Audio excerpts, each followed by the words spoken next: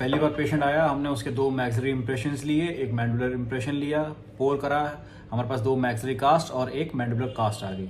एक maxillary cast हमने lab में भेज दी, डेंट के लैब को मैं भेजता हूँ, वहाँ से हमने एक हार्ड एसिक्स रिटेनर बनवा लिया अराउंड 1.5-2 मिलीमीटर्स थिक का।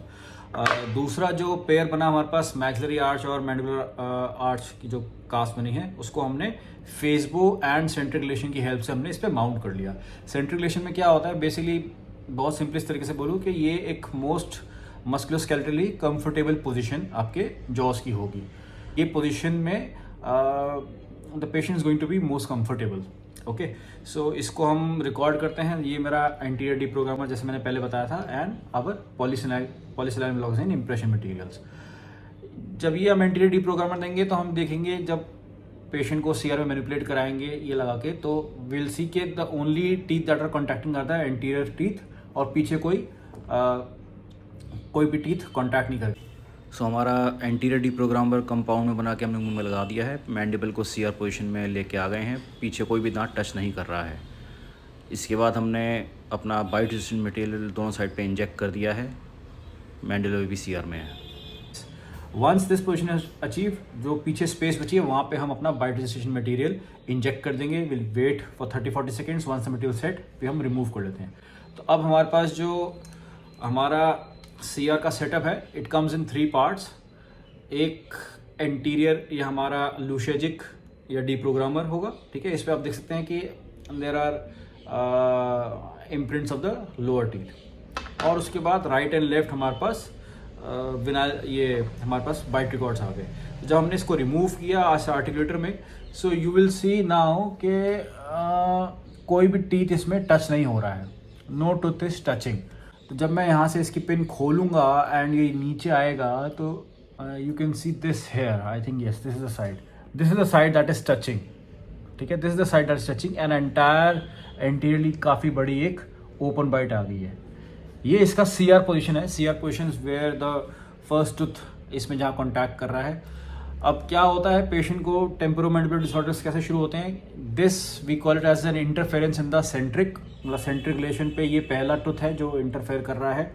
और to avoid this interference what happens that our jaws they continue move forward, right, left. ये मूव करने में जो काफ़ी साइकिल्स हैं, जब इसको आगे लाओगे, बिकॉज इस पोजिशन से इसको आगे आना है, let me open the centric locks for you.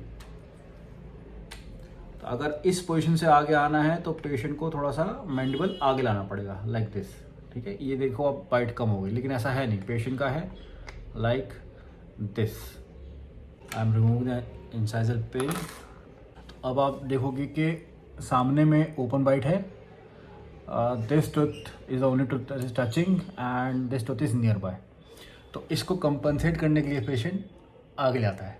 तो ये जो थाउजेंड्स ऑफ साइकिल्स, ये क्या करती है, दांत बार बार आगे पीछे आते हैं, वेयर पैटर्न होता है एंटीरियर टीथ पे, पोस्टीरियर टीथ पे, जहाँ जहाँ वो इंटरफेरेंस की वजह से घिसते हैं। और जो मसल्स जो यूज़ हो रही हैं बार बार व्हेन आई एम प्रोट्रूडिंग, तो वो जो मसल्स हैं वो भी they get stiff. Some of this muscles they keep on pulling the disc and that is how the entire thing starts. ये बहुत ही नटशेल में मैंने बताया, don't take this that's a pathophysiology, but basically the patient will come to you because of the either tooth wear or the pain in the muscles. The एसिक retainer, इसको मैंने इस कांच से निकाला और हमने इसको अपने इस वाली पे बिठा दिया। अभी इस पे बैठ गया है। नाउ वी विल सी, थोड़ा सा पेन खोल देंगे जहाँ पे वो टच हो रहा है easily.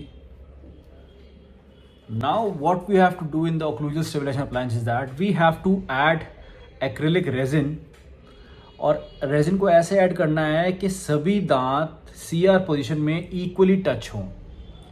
This is what we have to do. So जब यहाँ पे मैं acrylic resin, tooth coloured acrylic resin I use, मैं उसको एसिक्स रिटेनर पे डालूंगा और आर्टिकुलेटर पे चेक करूँगा कि सभी नीचे के दांत पे एक uniformly equally they are touching. जब वो ऑटोमेटिकली सीआर पोजीशन में जब जॉज जाएंगे, उस टाइम पे जब यूनिफॉर्म कॉन्टैक्ट आएंगे तो फिर कोई भी एब्रप्ट सिग्नल्स नहीं मिलेंगे मसल्स को। There will not be constant urge to bring the jaws right left with the help of muscles, and जो मसल्स जो आपको है उनको बेसिकली रिलैक्स मिलेगा। That is what we have to do in a occlusal stabilization appliance or a night guard. When you give an occlusal stabilization appliance in a well-made occlusal stabilization appliance, they say that you should have dots in the back and lines in the front. क्या मतलब है इसका? Dots in the back का मतलब है कि जो posterior teeth हैं आपके, उनके जितने भी बक्कल कस्प हैं मैंडुलर टीथ के, उनकी इंडेंटेशन आपके मैक्सिलरी ओक्लूसिव स्टेबलाइजेशन अप्लायंस पे आएगी, तो कस्प की सिर्फ टिप टच करे और कोई पार्ट टच ना करे. So that tip will be seen as the dot in the posterior side.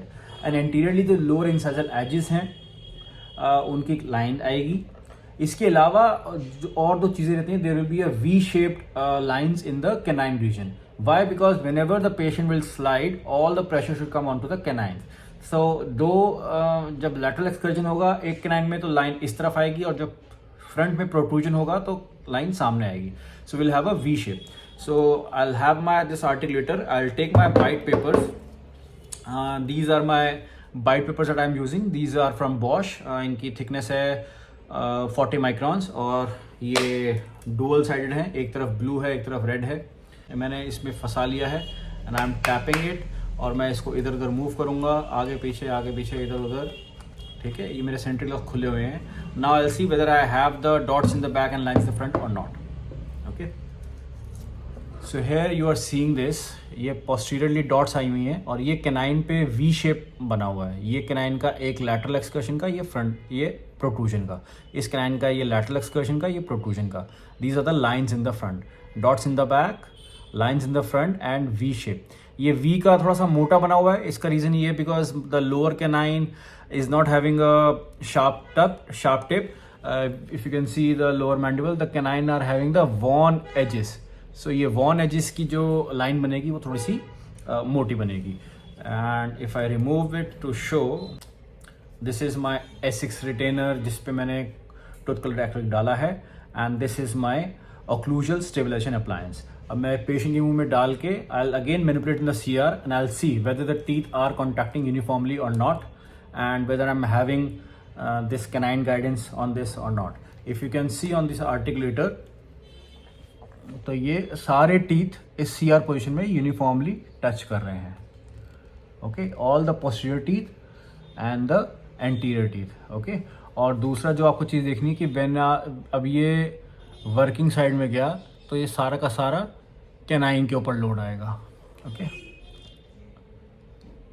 सारा का सारा प्रेशर कैनाइन के ऊपर है. बहुत इतना क्लियर नहीं है, I am sorry in this video, but basically जो कैनाइन गाइडेंस होती है, whenever you are excursing moving the mandible in any excursive movement, all the load should be borne by the canines. That is why you are seeing the heavier markings on the canine on lateral excursion, protrusion, lateral excursion, protrusion. Dots in the back, lines in the front. ये हमारा finished occlusal stabilization appliance है. You can see all the teeth are contacting uniformly, anteriorly and posteriorly. Open. बड़ा करो, गर्दन को करेंगे.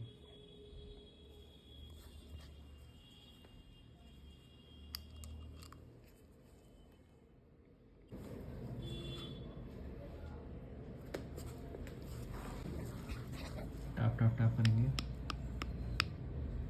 पीछे करके बंद करेंगे. यस,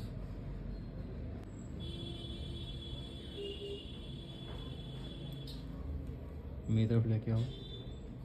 बस वापस खोलो, पीछे.